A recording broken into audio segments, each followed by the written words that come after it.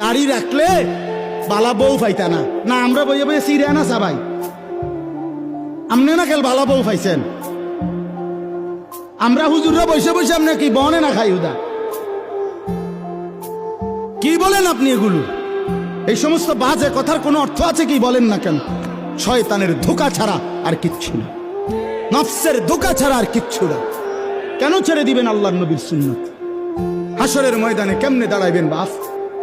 নবীজি সাল্লাল্লাহু আলাইহি সাল্লাম জিজ্ঞেস করবে, উম্মত 23টা বছরে আমি তোর কাছে ইসলাম বুঝাবার জন্য পিঠটা ঝাঁঝরা করে ফেলেছি তায়েফের পাথরের আঘাতে।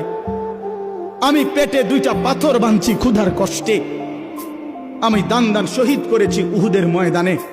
আমার এত কষ্ট, এত রক্ত, আমার এত চোখের পানি, আমার দিবারাত্রির এত কান্না, বিনিময়ে তুমি এটা কি নিয়ে আসলে? তখন কি বলবেন? কি বলবেন বাবা?